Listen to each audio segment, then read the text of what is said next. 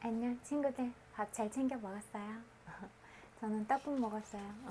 비가 와서 좀 쌀쌀한 느낌이 들어서 따뜻한 거 먹는 게 좋을 것 같아서 추운 날에는 좀 체온을 높여줄 수 있는 그런 음식을 먹는 것도 중요할 것 같아요. 친구들은 뭐 먹었는지도 궁금해요. 좋아하는 거 먹었어요? 오늘도 친구들 보고 싶어서 왔어요. 비가 내리니까 진짜 많이 추운 것 같아요. 또 비가 오면 상대적으로 잘 안 움직이게 되기도 하고 그러는 것 같아요. 그래서 또 친구들 보고 싶어서 왔고 계속 드는 생각이 진짜 한 사람 한 사람의 그 존재로서 사람이 가진 그런 존엄성, 가치 이런 부분들은 진짜 중요하다고 늘 말씀드리잖아요. 그런데 그런 부분을 가장 중요하게 여기고 계속 이야기를 해도 그런 부분들은 아직도 많이 가려워져 있구나 그런 생각들이 많이 드는 것 같아요.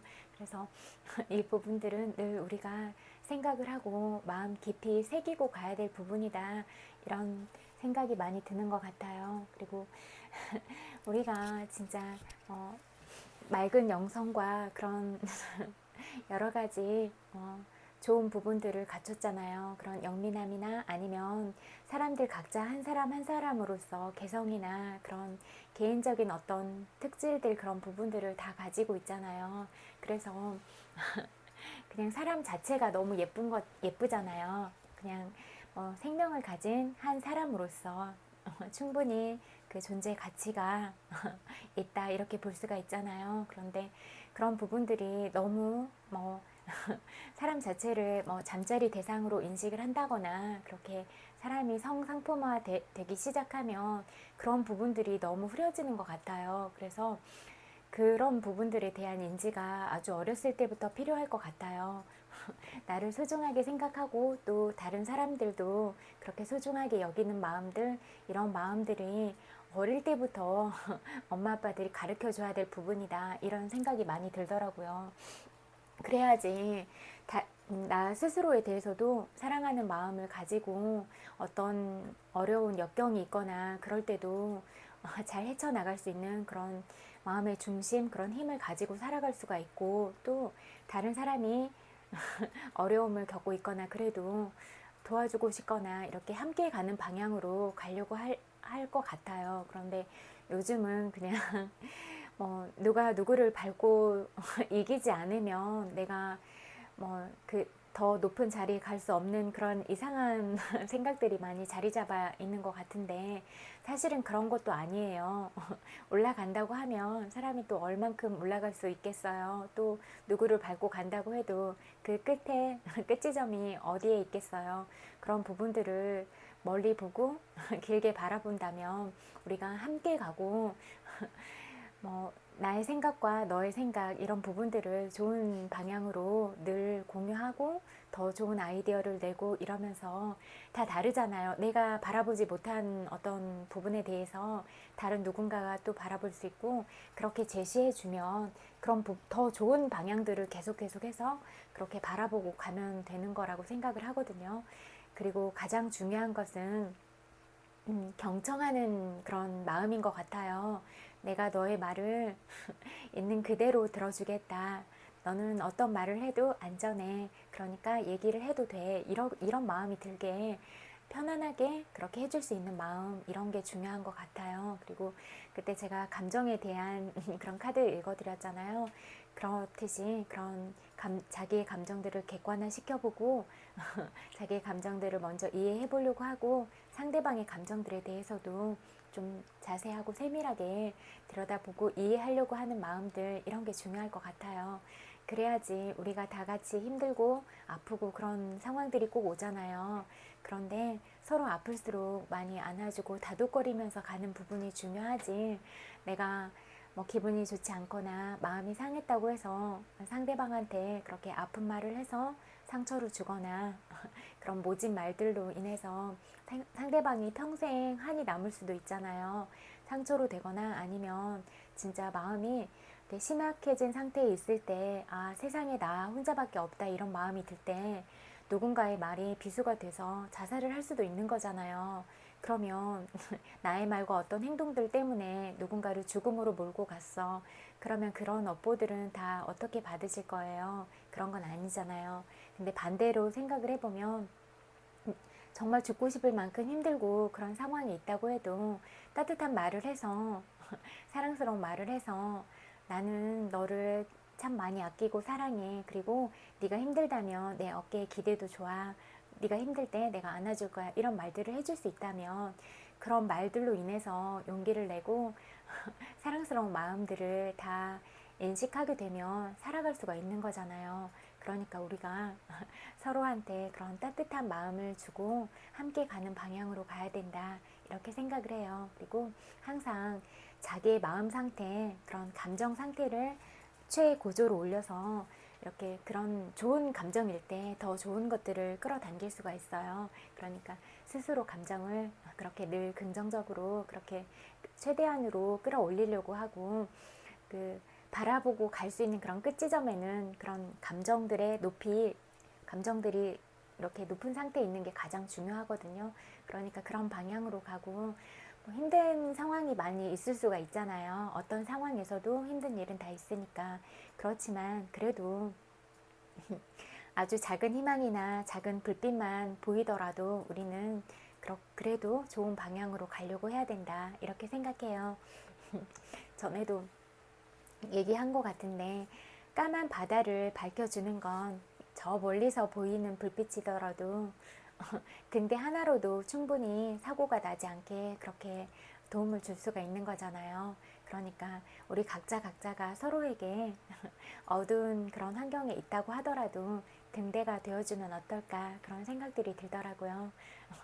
나 자신을 사랑하고 나와 다르지 않은 다른 사람을 사랑하고 이런 게 중요한 것 같거든요. 그리고 늘 이야기하지만 내가 하는 생각, 말, 마음들은 다 업이 되니까 내가 선한 업들을 지으면 선업의 결과들로 다음 생은 그런 선업을 받게 될 것이고 또 반대의 경우면 내가 지어놓은 그런 악업에 따라서 악업의 결과들을 받게 될 것이고 이런 것들이 다 자명하게 이루어지는 부분들이니까 이런 부분들도 늘 내 거울을 비추듯이 내 마음을 비춰보고 밝고 아름다운 마음으로 투영시키려고 하는 것 이런 게 가장 중요할 것 같아요. 그리고 그 뭐지 죽음의 수용소에서 다 읽어서 늘 마음 상태, 감정에 대한 부분들을 놓지 않고 가는 게 중요할 것 같아서 또 놓아버린 이 책 오늘부터 읽기 시작하려고요. 네, 책 읽어드릴게요. 내 안의 위대함을 되찾는 항복의 기술 놓아버림.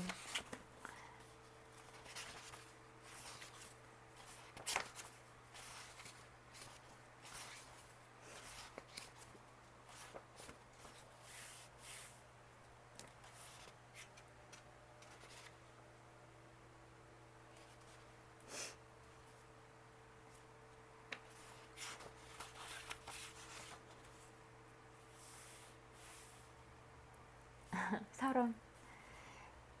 말없이 깊은 생각에 잠겨있던 어느 날 마음이 말했다.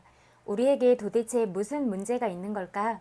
행복은 어째서 한자리에 머무르지 않을까? 어디에서 답을 구해야 할까? 이러지도 저러지도 못할 상황에서 벗어날 길은 무엇일까? 내가 제정신이 아닌 걸까? 세상이 미친 걸까? 어떤 문제든 해법의 효과는 잠시만 지속되는 것 같다. 해법 자체가 새로운 문제의 원인이 되기 때문이다. 인간의 마음은 다람쥐 쳇바퀴처럼 탈출할 가망이 없는 것일까? 모두들 나처럼 마음이 혼란스러울까? 신은 자신이 어찌하고 있는지 알고 있을까? 신은 죽고 없는 것일까? 마음은 끝없이 제잘거린다. 비법을 아는 사람이 어디 없을까? 마음 놓으라. 모두가 안간힘을 쓰고 있으니 삶에 대해 초연한 태도를 보이는 사람들도 덜어 있다. 그들은 말한다. 무엇 때문에 그렇게들 난리법석인지 모르겠어. 내가 보기에 삶은 단순한데 그들은 잔뜩 겁에 질려 삶을 바라보지 못하는 것뿐이다. 전문가들이라고 다를까? 전문가가 느끼는 혼란은 보다 정교해서 그럴듯한 전문 용어와 공들여 세운 정신적 구조물로 포장되어 있을 뿐이다. 그들은 미리 짜놓은 신념 체계에 우리를 밀어 넣으려고 한다. 그런 체계가 효과를 보는 것 같지만 오래지 않아 원래 상태로 돌아오게 마련이다. 사회기관에 의지할 수 있었던 시절도 있었지만 이제 그런 기관은 한물 갔다. 누구도 더 이상 그런 곳을 신뢰하지 않는다. 기관의 수보다 감시단체의 수가 더 많다. 병원만 해도 여러 기관의 관리, 감독을 받는다.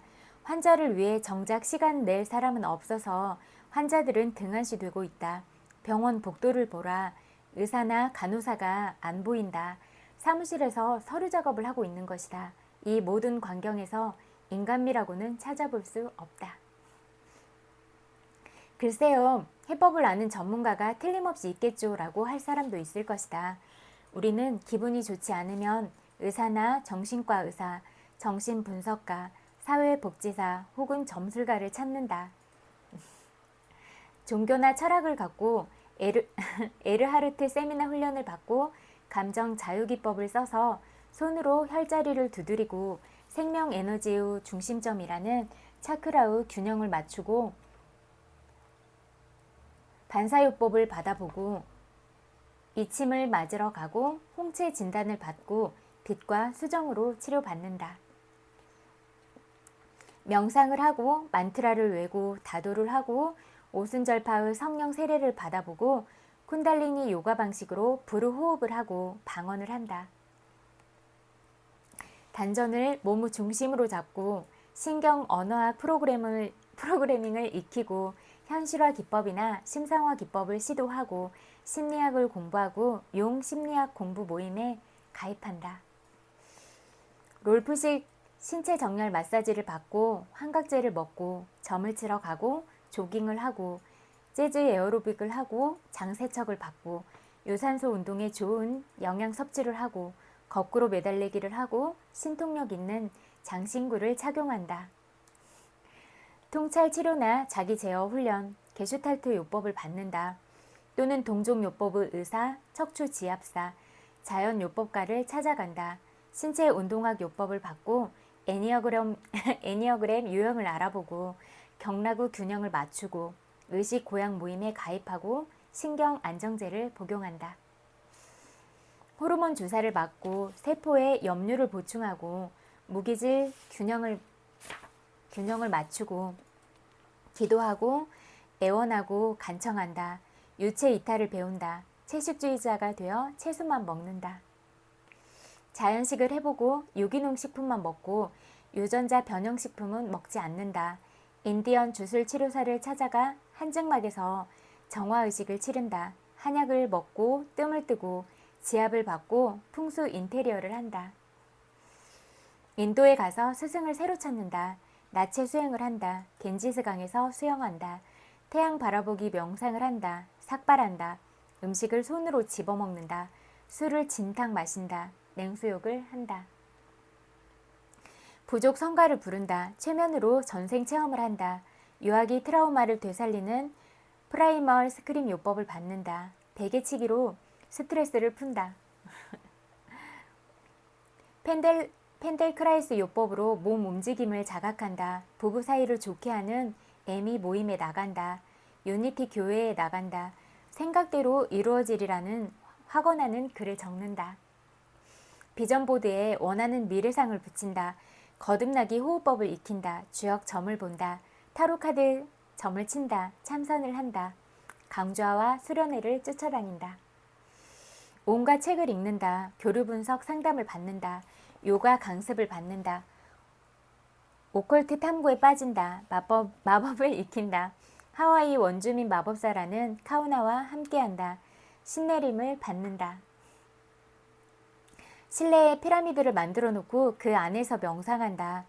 노스트라다무스 예언서를 읽고 최악의 사태에 대비한다. 피정에 들어간다. 단식한다. 아미노산 보충제를 먹는다. 음이온 발생기를 산다. 비밀 교단에 들어간다. 비밀 악수법을 배운다. 근육 단련으로 몸매를 가꾼다. 색채요법을 받는다.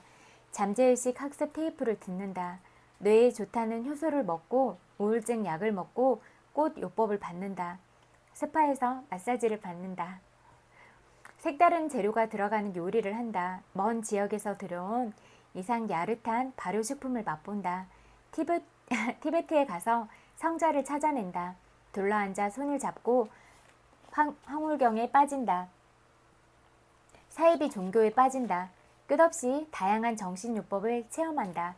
갖은 특효약을 먹는다.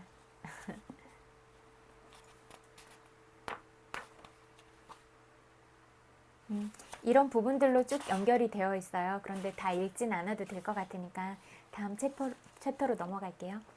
놓아버림의 기제. 놓아버림은 무거운 물건을 떨어뜨리듯 마음속 압박을 갑작스레 끝내는 일이다. 놓아버리면 마음이 놓이고 가벼워지는 느낌이 들면서 한결 기쁘고 홀가분해진다. 마음이 움직이는 기제가 실제로 그러하며 누구나 때로 그런 경험을 한다. 예를 들자면 이렇다. 심하게 말다툼을 하느라고 화내고 언짢아 하다가 불현듯 모든 일이 터무니없고 우스꽝스럽다는 생각이 든다. 그러면서 웃음이 터지고 압박이 풀린다. 화나고 겁나고 욕본다 싶다가 문득 기쁘고 홀가분해진다. 언제 어디서 어떤 일이든 이렇게 놓아버릴 수 있다면 얼마나 좋을지 상상해보라. 늘 기쁘고 홀가분하게 느낄 뿐 기분 탓에 난처할 일이 다시는 없을 것이다. 이것이 기법의 목적이다. 즉 마음만 먹으면 의식적으로 몇 번이든 놓아버린다. 내가 어떻게 느낄지는 내게 달린 일이다. 나는 더 이상 세상에 휘둘리지 않는다. 세상에 대한 나의 반응에 휘둘리지 않는다. 더 이상 반응의 피해자가 아니다. 놓아버림은 부처의 가르침을 적용한 것으로 자기도 모르게 반응할 때 생기는 압박을 없앤다. 우리는 부정적 감정과 마음가짐, 믿음을 어마어마하게 쌓아둔 저장소를 지고 다닌다. 여기에 압력이 쌓일수록 괴롭기 그지없고 병이 생기며 잦은 문제가 생긴다. 그래도 사람 사는 일이 의례 그러려니 하고 넘어간다. 압박에서 벗어나려고 수없이 많은 방법을 동원하기도 한다. 마음속 두려움에 갈팡질팡하지 않고 심한 괴로움에 겁먹지 않으려고 애쓰면서 인생을 보낸다. 이로 인해 다들 마음 안팎으로 끊임없이 긍지를 위협받는다. 면밀히 살펴보면 인생이란 본디 마음속에서 겁내거나 기대하는 바를 투사해 세상에 덮어 씌우고는 거기서 벗어나려고 긴 시간 동안 이리저리 애쓰는 일이다. 이런 마음속 두려움에서 잠시 벗어나 신이 났던 때도 있지만 여전히 마음 한구석에는 두려움이 도사리고 있다. 마음속 감정을 겁내게 된 까닭은 감정에는 엄청난 양의 부정성이 들어있어서 자칫 깊이 들어갔다가 압도당할지도 모른다는 두려움 때문이다. 또한 이런 부정적 감정을 두려워하는 까닭은 마음속에서 감정이 생기는 대로 놓아둘 경우 감정을 처리해줄 의식 기제가 없기 때문이다. 감정 마주하기를 겁내기 때문에 감정은 계속 쌓이기만 하고 마침내는 죽음이 모든 괴로움을 끝내주길 은밀히 고대하기에 이른다. 생각이나 일 때문에 괴로운 것이 아니라 그에 따르는 감정 때문에 괴로운 것이다. 생각 자체로는 괴롭지 않은데 그 밑에 깔려있는 감정 때문에 괴로운 것이다. 감정이 쌓여 생긴 압력으로 인해 생각이 일어난다. 예를 들면 하나의 감정이 일정 기간 동안 수많은 생각을 자아낼 수 있다. 어렸을 적에 괴로웠던 기억이나 끔찍하게 후회스러워 내내 감추었던 일 하나를 떠올려 보라. 그 하나의 사건과 관련 있는 세월 모두와 그동안 일어난 생각을 살펴보라. 그 밑에 깔려있는 괴로운 느낌을 항복할 수만 있다면 모든 생각은 즉시 사라지고 사건 자체를 잊을 수 있을 것이다. 이러한 관찰 내용은 과학적 연구 결과와 일치한다. 심리학과 신경생리학을 통합한 그레이 라비올렛 이론은 생각과 기억은 감정의 분위기에 맞추어 정리되는 것임을 입증했다. 즉 생각이 기억 저장고 속에 보관되는 일은 그 생각과 결부되어 있으며 다양한 분위기를 지닌 감정에 걸맞게 이루어진다는 것이다. 따라서 감정을 놓아버리면 그와 결부된 모든 생각에서 해방된다. 항복하는 법을 아는 것이 가치가 높은 이유는 일단 방법을 알면 어떤 감정이든 언제 어디서나 즉시 그리고 힘들이지 않고 계속해서 놓아버릴 수 있기 때문이다. 항복 상태란 어떤 상태를 말하는가? 항복 상태란 창조성과 자발성이 마음속 갈등에 가로막히거나 방해받지 않고 나타날 수 있도록 특정 방면의 부정적인 감정에서 벗어난 상태를 뜻한다. 갈등과 기대에서 자유로워지면 주위 사람들에게도 최대한 자유를 줄 수 있다. 또한 항복 상태를 통해 우주 본성을 체험하게 되어 우주 본성은 어떤 상황에서든 최대한 좋은 것이 현실로 나타나게 하는 것임을 알게 된다. 철학적으로 들릴 수는 있겠지만 그 상태에 있는 사람이라면 몸소 경험할 수 있는 진실이다. 감정과 정신기제, 우리가 감정을 다루는 방식은 크게 억제, 표출, 도피로 나눌 수 있다. 이 세 가지를 하나씩 살펴보자. 억제와 억압, 이 두 가지는 감정을 억누르거나 제쳐두려고 할 때 동원하는 가장 흔한 방법이다. 억압은 무의식적으로 일어나는 것이고 억제는 의식적으로 행하는 것이다. 우리는 감정 때문에 애먹고 싶지 않아 하면서도 감정을 처리할 방법을 달리 알지 못한다. 그래서 감정에 시달리면서도 계속해서 제 구실을 다하려고 최대한 애쓴다. 억제하거나 억압하려고 마음먹은 감정은 사회 관습이나 집안 교육에서 주입받은 의식적, 무의식적 프로그램에 부합하기 마련이다. 억제한 감정이 주는 압력이 커지면 나중에는 짜증을 잘 내는 성격이 두드러지거나 감정 기복, 목이나 등의 근육 긴장, 두통, 복통, 생리불순, 대장염, 소화불량, 불면증, 고혈압, 알레르기 및 기타 신체 문제를 느끼게 된다. 어떤 감정을 억압하는 것은 그 감정에 대한 죄책감과 공포가 너무 커 의식적으로 절대 느끼지 않으려고 하는 것이다. 여기까지 읽을게요. 이렇게 이런 감정에 대한 부분들을 쭉 다루면서 그 감정들을 놓아버리는 그런 방법들에 대해서 나와 있는 것 같아요. 그래서 우리가 그런 사람과의 관계 속에서 어떤 상황들 속에서 중요한 거는 내가 가진 감정들을 처리하는 방법들이 중요하잖아요. 그래서 내 감정이 지금 어떤 상태인지를 객관화시키고 그런 감정들을 바라보면서 어떤 방향으로 조금씩 내려놓고 갈 수 있을 것인가 이렇게 바라보고 가면 좋을 것 같아요. 저도 때때로 가까운 사람들을 한테서 느끼는 그런 감정들은 참 어렵고 부딪힐 때마다 뭐 짜증이 날 때도 있고 화가 날 때도 있고 그래요. 그런데 어떤 내가 싫어하는 것과 어떤 그런 그 사람이 가진 기질이나 특질이 이렇게 부딪혔을 때 오는 그런 갈등들이 있더라고요. 그래서 그런 부분들을 어떤 방향으로 잘 해소하고 갈 것인가 이런 부분들이 중요할 것 같아요. 저도 잘 못하고 있는 부분이고 어떤 방향으로 좀 더 우리가 성숙하게 이끌어 갈 것인가 그런 감정들을 잘 다루면서 갈 것인가 이게 중요한 문제인 것 같아요. 그래서 또 그런 어떤 잘못한 부분들에 대해서 느끼면 바로 미안하다고 사과하고 또 그 부분에서부터 또 자리를 잡아서 또 이렇게 단계로 나아가려고 하고 그런 부분들이 중요하지 않을까 이런 생각을 늘 해요.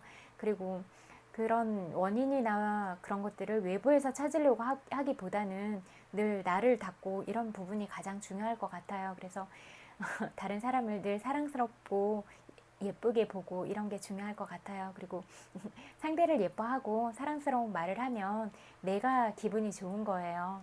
내 마음 상태가 평화로워지고 행복해지는 거니까. 그래서 그런 말을 가장 첫 번째 수혜자는 나 자신이다. 이런 부분들을 늘 자각하고 있으면 그게 예쁜 말을 하고 사랑스러운 마음을 품는 것 자체가 자기한테 득이 된다는 걸 알 수 있을 거예요. 그래서 그리고 또 그런 말들을 들은 사람도 행복해지는 거잖아요. 그래서 우리가 그런 부분들을 놓지 않고 가면 좋겠다 이런 생각을 해요. 또 내면화의 치유 같이 공부할게요.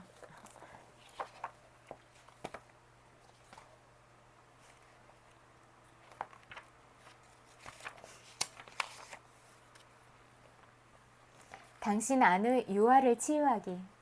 우리가 뭐 자라면서 이렇게 어른이 되기까지 뭐 긍정적인 피드백보다는 부정적인 피드백들 그런 상황들을 많이 만나게 되잖아요. 그래서 우리도 알지 못하는 사이에 그런 것들이 쌓여 있고 우리 기질들과 어떤 상황들과 만났을 때 그런 부분이 충돌을 하게 되는 것 같아요. 저도 때때로 그런 것들이 올라오면 감정이 격해지거나 화가 나거나 그럴 때가 있더라고요. 그래서 그런 부분들을 어떻게 해소하고 우리의 그 내면 아이를 토닥토닥 하면서 사랑스럽게 데리고 갈 것인가 여기에 중점을 두면서 좀 바라보면 좋지 않을까 그런 생각이 들어요. 의심의 지표.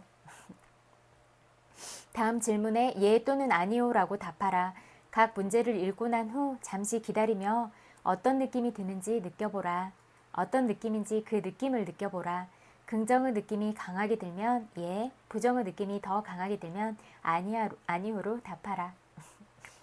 당신이 예라고 대답했다면 지난날 당신은 놀라운 내면 아이가 상처받았다고 의심해 볼 수 있다. 상처의 정도를 1에서 100으로 잡는다면 당신은 그 사이 어디쯤에 있다고 보면 된다. 예가 많을수록 유아로서의 당신이 더 많은 상처를 받았다고 할 수 있다. 1. 자신이 진정으로 무엇을 원하는지 잘 모를 때가 있습니까? 예, 아니요로 이렇게 해보는 거예요. 2. 새로운 장소에 가보고 경험하는 것에 대해 두려워하십니까? 3. 새로운 경험을 시도하는 게 두렵습니까? 만일 새로운 경험을 시작한다면 항상 다른 사람이 먼저 시도할 때까지 기다리는 편입니까? 4. 버림받을까봐 몹시 두려워합니까? 5. 곤란한 상황에서 당신이 어떻게 해야 할지 누군가 말해주기를 원합니까? 6. 누군가 당신에게 어떤 제안을 했을 때 꼭 그렇게 해야 한다고 느낍니까? 7. 어떤 경험에 실제로 집중하기가 어렵습니까? 예를 들면 관광 여행지에서 재밌는 구경을 하는 도중에도 관광버스가 당신을 놔두고 떠날까봐 걱정이 됩니까? 8. 당신은 걱정이 아주 많은 사람입니까? 9. 자발적으로 행동하는 게 어렵습니까? 예를 들면 당신이 기분이 좋고 그렇게 하고 싶은데도 불구하고 사람들 앞에서 노래하는 게 창피합니까? 10. 권위 있는 사람들과 종종 갈등을 일으킵니까? 11. 욕할 때 똥구멍, 똥개, 똥파리 등과 같이 배변이나 방뇨, 성기에 관한 단어들을 주로 사용하는 편입니까? 혹은 화장실과 관련된 농담을 즐겨 합니까? 12. 남자나 여자의 엉덩이 부분에 집착하는 편입니까? 13. 돈, 사랑, 감정이나 애정 관계에 인색하다는 소리를 종종 듣습니까? 14. 깔끔함과 청결함에 대한 강박관념을 가지고 있습니까? 15. 다른 사람이나 자기 안에 있는 화를 두려워합니까? 16. 가급적 갈등을 회피하려고 합니까? 17. 다른 사람에게 싫다고 거절했을 때 왠지 미안한 감정이 듭니까? 18. 직접적으로 거절하기보다 소극적이고 다양하고 교묘한 간접적인 방식으로 거절하는 편입니까? 19. 가끔 상황에 맞지 않게 제멋대로 행동하거나 심하게 난폭해집니까? 20. 종종 다른 사람을 지나치게 비판하는 편입니까? 21. 같이 있을 때는 그 사람에게 잘하지만 함께 있지 않을 때는 그를 비판하거나 험담합니까? 22. 어떤 일을 성취했는데도 그것을 받아들이고 즐기지 못하는 편입니까? 이 질문들은 유아기에 관한 것이다. 문제 1번부터 9번까지는 생후 9개월부터 18개월까지 시기에 관한 질문으로서 유아기의 첫 번째 단계에 해당된다. 이 시기에 아기는 기어다니고 만지고 맛보고 호기심이 많아서 자기 주변 세계를 열심히 탐험한다. 문제 10번부터 22번까지는 생후 18개월부터 3세까지 시기에 관한 질문이다. 이 시기를 분리 단계라고 부른다. 대립적인 결속으로 인한 반의존의 단계라고 할 수 있다. 대립적 결속의 시기에서 아이는 특별히 부모가 무엇을 하라고 했을 때 주로 싫어요, 내가 할래요, 내가 할래요, 안 할 거예요 라고 말한다. 이렇게 아이가 부모 말을 거역하기는 하지만 그러나 항상 부모의 시야 안에 있다. 아이는 여전히 부모에게 구속되어 있지만 부모로부터 떨어져 나와 자기 자신이 되기 위해서는 부모와 대립해야만 한다. 그러니까 뭐 말 안 듣고 그런 아이가 힘들 수는 있지만 어떻게 보면 그 아이의 개성과 그런 지적 호기심 이런 부분들이 왕성하다고도 볼 수 있을 것 같아요. 그래서 그런 부분들을 꺾어버리지 않고 그런 개인적인 개성이나 자질들을 오히려 살려주는 게 그 아이가 조금 더 자립심을 가지고 그렇게 주도적인 아이로 성장할 수 있는 그런 발판들을 마련해 줄 수 있는 계기가 될 것 같아요. 이러한 분리 후 과정을 제2의 탄생 혹은 심리적 탄생이라고 부른다. 이것이야말로 나됨의 진정한 시작인 것이다. 자, 이제 우리의 힘을 시험해 봄으로써 우리가 과연 누구인지를 발견하고 우리 주변을 탐색하는 여행을 시작하게 된다. 생후 9개월 된 아이에게 세상은 탐구할 만한 흥미로운 것들로 가득 차 있는 풍요로운 감각의 장이다. 생후 9개월 안에 아이에게 기본적인 신뢰감이 형성된다면 그 아이는 자연스럽게 주변 환경을 탐색하기 시작할 것이다. 특별히 아이는 보고, 만지고, 맛보려고 할 것이다. 에릭슨은 이것을 흡입 단계라고 부른다. 아이는 모든 것을 잡으려고 하고 그 삶 안으로 흡수하려고 한다. 아이들에게 있는 이런 기본적인 호기심들이 제대로 충족된다면 창조적인 모험이나 위험을 감수할 수 있게 하는 미래의 자원이 될 것이다. 이 시기는 또한 아이들에게 매우 모험적인 시기이기도 하다. 왜냐하면 아이는 흥미롭게 보이는 거무칙칙한 물건들과 전기 소켓의 다름을 구별할 줄 모르기 때문이다. 탐색 시기에 있는 아이들에겐 계속적인 보호 관찰이 필요하기 때문에 부모는 대단한 인내력을 가지고 돌보아야 한다. 이러한 상황을 잘 다루려면 부모 자신이 정서적인 균형을 잘 유지할 수 있어야 한다. 탐구력과 독립하려는 욕구는 아이들의 근육이 발달하기 시작하면서 점점 강해진다. 아이는 기는 법을 배우게 되고 곧 걷기 시작한다. 이것은 자연스러운 현상이다. 에릭슨은 근육의 발달을 잡는 시기와 놓는 시기로 구분한다. 우리 모두는 잡는 것과 놓는 것의 균형을 배워야만 한다. 걸음마, 먹고 배설하기, 장난감을 가지고 놀기, 그네 타기, 수영, 달리기 등을 배우려면 잡는 것과 놓는 것 사이의 균형이 필요하다. 아이는 근육의 힘과 의지력이 발달하면서 이러한 균형을 배우게 된다. 아이가 적절하게 잡고 넓은 장소에 있을 때는 보호자의 손을 꼭 잡는 것, 놓는 것, 유아용 변기에 앉았을 때 배설을 잘 하는 것을 할 수 있을 때 훌륭한 의지력을 갖게 될 것이다. 여기까지 읽을게요. 여기까지 읽고 또 잠재의식에 관한 책 읽어드릴게요.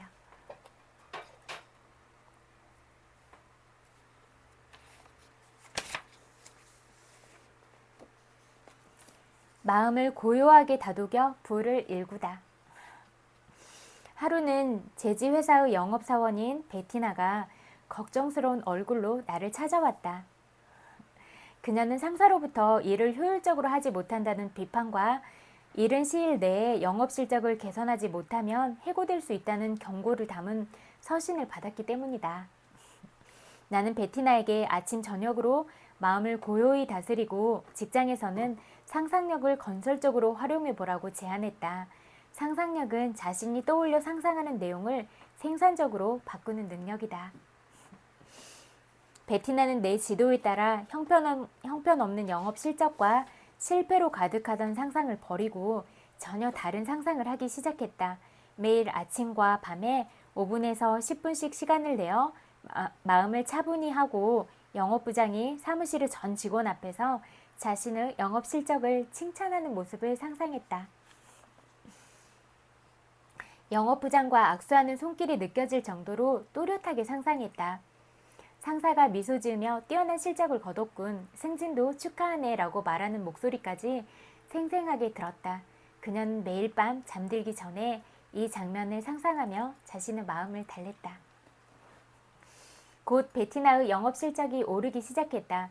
3개월 뒤에는 부서 관리자가 되어 더 높은 연봉과 성과급을 받았다. 이제 베티나는 성공 가도를 달리고 있다. 수동적이고 수용적인 상태에서 고요한 마음을 유지하며 상상을 반복하자 잠재의식에 상상이 전해졌다. 그러자 잠재의식은 베티나가 상상한 모습을 현실에 완벽하게 재현했다. 자신을 인정하면 부가 쏟아진다. 처방약을 기다리다 젊은 약사와 대화를 나눴다. 약사 면허증은 성이 가게 이름과 같았다. 가족이 함께 경영하는 약국인가 봐요. 정확하게는 아닙니다. 2년 전까지만 해도 대형 약국에서 약사로 일했어요. 하지만 약국 주인과 사이가 안 좋았어요. 정확히 말씀드리면 약국 주인이 윤리에 어긋나는 일을 하려고 했는데 제가 반대했거든요. 그러자 제가 능력이 부족하다며 해고하더라고요. 끔찍하네요. 약사는 내 말에 미소 지으며 답했다. 아니에요. 결과적으로 전화위복이 되었어요. 무슨 일이 일어날 때마다 더 좋은 일이 생기리라는 걸 알았거든요. 이거 그런 것 같아요. 진짜 어떤 그런 역경이나 그런 고난의 순간순간들이 있으면 그때는 진짜 죽을 만큼 힘들고 너무너무 가슴이 아프기도 하고 슬프기도 한데 그런 부분들을 늘 이렇게 긍정적인 방향을 바라보고 간다던가 아니면 내 슬픈 마음을 있는 그대로 바라보고 때론 펑펑 울기도 하고 그러면서 그런 모든 감정들을 다 쏟아내고 해소하면서 가면 그런 먼 훗날에는 그런 일들이 일어났던 게 오히려 나한테는 더 좋은 계기가 됐어. 그리고 내가 그런 과정들을 잘 견뎌왔기 때문에 오늘날에는 좀 더 단단해진 내면을 갖게 됐고 좀 더 좋은 방향으로 갈 수 있는 그런 힘들이 생겼어 라고 말하는 순간들이 꼭 올 거예요. 저도 그랬어요. 무한한 지성이 저를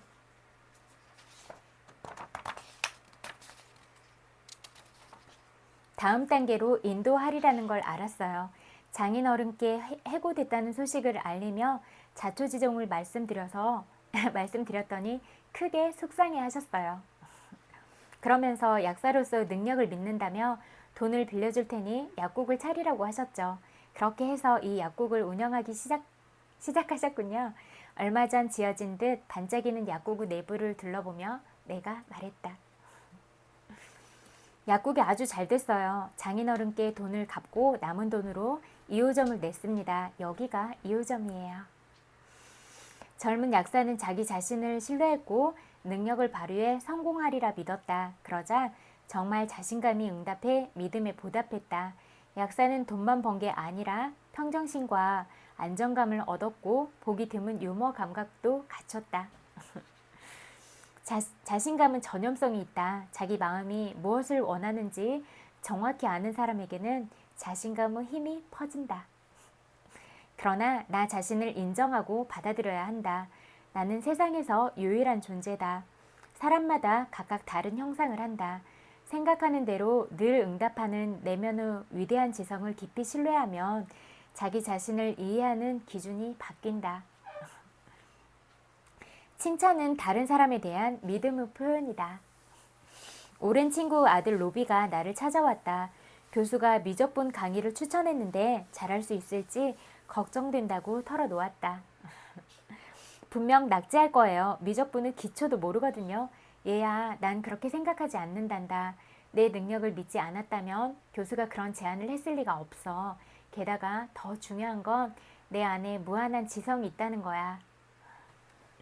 무한한 지성은 언제나 내게 응답을 준단다. 무한한 지성의 힘을 믿기만 하면 돼. 내가 마음의 법칙을 믿는다면 잘 해낼 것이라고 확신한단다.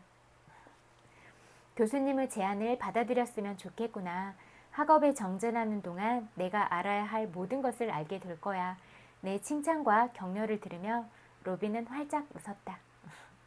그리고 미적분 과목에서 수석을 차지한 로비는 대학원에 진학해 석사 학위 과정을 할지 고민하고 있었다. 로비에게는 자신감을 북돋아주고 자신을 인정해줄 사람이 필요했을 뿐이다.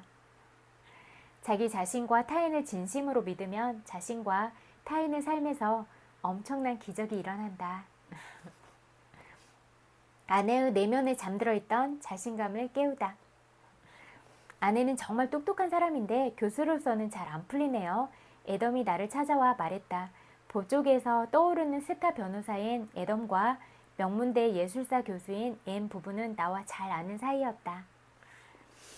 이유가 뭐라고 생각하시나요? 야망이 부족해서 그래요. 아내가 가진 능력의 절반도 없는 사람들이 승진해서 잘 나가는 걸 보면 속이 터져요.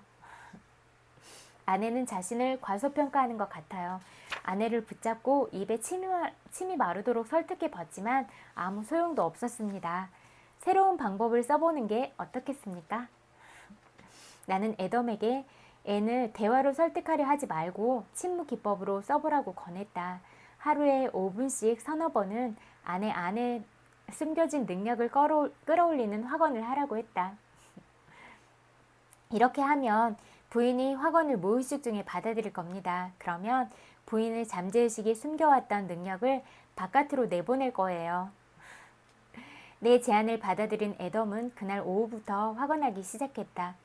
3개월 뒤 앤의 논문이 학술지에 등재되었고 종신 교수직도 제안받았다. 여름에 이탈리아에 머무르며 오랫동안 주목받지 못한 르네상스 시대 화가들에 관련해 연구할 기회도 얻었다. 아내의 내면에 숨겨진 능력을 믿은 남편이 확언을 하자 아내의 능력이 바깥으로 모습을 드러낸 것이다. 누군가에게 원한을 품었다면 그 사람의 삶에 축복이 가득하길 빌며 그 사람을 미움으로부터 놓아줘야 한다. 사랑으로 마음과 영혼을 채우면 모든 원망과 원한이 사라져 인생에 좋은 것들이 가득할 것이다. 이거는 저도 새겨야 될 것 같아요. 늘 새기고 마음을 닦아야 될 것 같아요. 잠들기 전 번영, 성공, 부를 향한 생각을 잠재의식에 전해보라. 이를 습관으로 만들면 삶에 부와 성공 패턴이 새겨질 것이다. 잠재의식은 충동적인 힘을 지녔기 때문에 생각한 것을 구현한다. 내면에 잠들어 있던 힘이 풀려나 삶에서 영원히 좋은 것들을 누릴 것이다. 나는 생명과 부를 상속받았음을 알고 믿어야 한다. 그러면 늘 변화하는 세상 속에서 평화와 부를 누리며 살 것이다. 타인의 자질, 능력, 재능, 장기를 칭찬해보라. 칭찬은 기적을 일으키는 힘이다. 타인을 칭찬해보라. 배우자나 주변 지인을 속으로 칭찬하면 그들에게 부를 전할 수 있다. 마음은 시공간의 제약을 받지 않는다. 배우자가 엄청난 성공을 거둬 모든 방면에서 번영할 수 있다고 믿으면 배우자의 잠재의식에 그 믿음이 전해져 배우자는 그 믿음대로 성공할 것이다. 바라는 것은 이루어진다. 여기까지 읽을게요. 친구들, 오늘도 또 제 이야기 들어주셔서 정말 너무너무 감사합니다. 그리고 오늘 친구들이 보낸 하루가 어떤 하루였을지라도 고생 많았다고 마음으로 위로해드리고 싶어요. 토닥토닥 고생 많았어요. 그리고 비가 내려서 추워졌잖아요. 그러니까 방에 보일러도 좀 돌리고 이렇게 좀 따뜻하게 하고 자는 게 좋을 것 같아요. 저는 이제 몸이 차가워서 소음인 체질이라서 이렇게 좀 몸을 따뜻하게 하고 자면 다음날 아침에 일어날 때 좀 덜 피곤한 느낌이 들더라고요. 그래서 아무래도 좀 따뜻하게 하면 그런 혈액순환이나 이런 것도 잘 되고 그런 몸의 근육들도 좀 이완된 상태가 돼서 이렇게 좀 덜 피곤하게 잘 수 있지 않을까 그런 생각이 들어서 이야기해봤어요. 그리고 수면 양말도 잘 챙겨서 신고 또 긍정적인 생각, 좋은 감정으로 그렇게 편안한 마음으로 잠들면 좋을 것 같아요. 그래서 늘 잠자기 전에 좋은 기분을 유지하고 그렇게 잠들도록 하는 게 또 우리가 계속 잠재의식이 활동을 하고 그러면 좋은 감정들을 가지고 또 일어났을 때도 좋은 기분으로 또 하루를 시작할 수 있게 되잖아요. 그래서 그런 것들이 쭉 다 연결선상에 있으니까 그런 부분들을 늘 기억하고 실행에 옮기는 것 그런 게 또 내 삶과 직결이 되는 것 같아요. 우리가 어떤 부분에 대해서 배우면 그게 그냥 단순하게 그 자체로 끝나버리기보다는 이것들을 내가 어떻게 받아들여서 내 삶에 적용할 것인가, 내 행동 양식으로 옮겨올 것인가 이런 부분들까지 그렇게 끌고 갈 수 있으면 좀 더 다른 결과들을 낼 수 있지 않을까 그런 생각이 들었어요. 오늘도 친구들 엄청 많이 보고 싶어서 왔어요. 100만 번 볼뽀뽀 보내드릴게요. 엄청 많이 사랑해요. 따뜻하게 편안한 마음으로 굿라이트.